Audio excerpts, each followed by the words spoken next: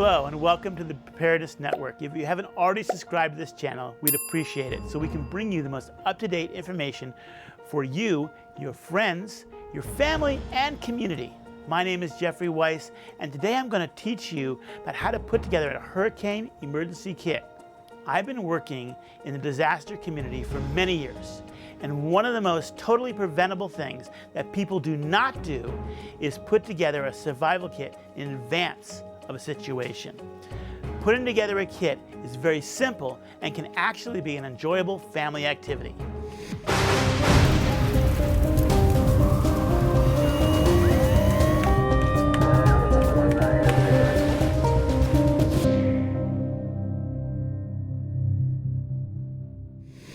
Today, we're going to put together a disaster emergency kit based on the recommendations from my 21 years experience and tips from the American Red Cross and my friends at FEMA.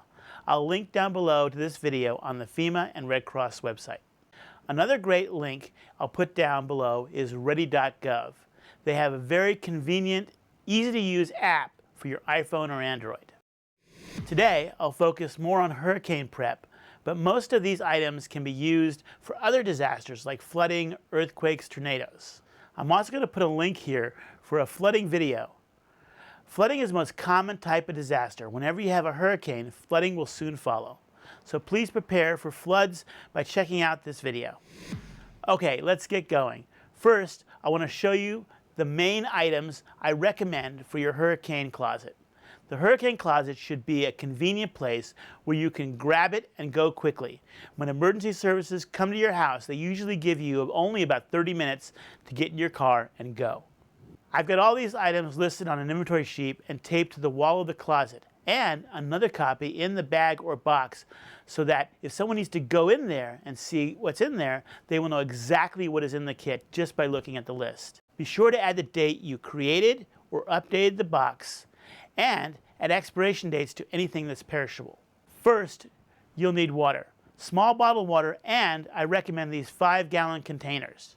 FEMA recommends having 1 gallon of water per person per day for at least 72 hours. Please don't forget your pets. Dogs and cats should drink about 1 ounce of water for every pound that they weigh, every day. That means a 10-pound dog needs about 2/3 of a 16-ounce bottled water daily. Next, candles and extra lighters, battery-operated solar lanterns, flashlights, extra batteries, and a radio.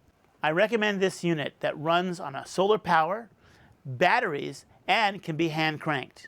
Having a few sleeping bags adds extra warmth if you have to have the whole family sleep on a floor or at a shelter.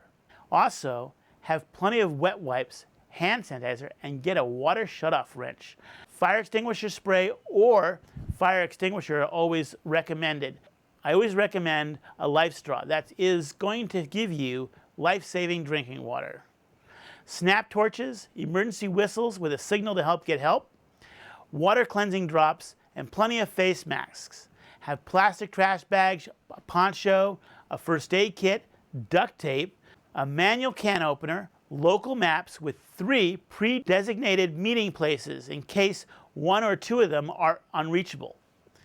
And important family documents like identification cards for everyone, insurance policies, bank records, and prescriptions, all in a waterproof bag, also backed up to a cloud drive. And don't forget cash. Let's talk about food. In an emergency, you must be prepared not to have running water or electricity. So hopefully you have a propane stove like this. It's small and easy to travel, and it's very safe. You need to be prepared with non-perishable items. FEMA recommends having 3 days supply of non-perishable foods for your entire family. In my experiences, families can be on their own for 1 or 2 weeks unless they go to a shelter. I recommend this package for my friends at Fort Patriot. They have a delicious meal system that is safely packaged and is delicious. I'll link to the video where I describe more detail about their whole system. The most important thing to consider about food is to put items that your family likes to eat that are non-perishable. When a disaster happens, we are all stressed, and it's good to have comforting foods that we all enjoy. If you have people with diabetes or low blood sugar, make sure you add a few candy bars. Otherwise, I recommend granola bars and cookies, as they are all good snacks. When you start to have your meals, it's important to go through what's in your refrigerator first. Be careful, because every time you open your refrigerator, you lose a little bit of refrigeration. Once you have exhausted what's in your refrigerator, you can start with your dry goods. You'll also need some general items like paper cups, plates, plastic utensils, and paper towels. Most likely you'll have no running water, and trashing all these items are a much easier way and much more efficient. One rule that I follow is half empty on your car is empty. If you always think as half empty as empty, you'll be less likely to run your car on an empty tank. Not only is it harmful to run your car on empty, but also in an emergency you may not have access to gas stations, and the more gas you have in your car, the better you are. Check that you have enough sanitary supplies, diapers for your babies, formula, and pet food. Create a kid's grab bag with school supplies, art books, other books, games, and anything that does not require power to keep them occupied. This should give you a great place to start to create a hurricane disaster kit. I know this can seem like a daunting task, but it can really be a fun activity for the whole family.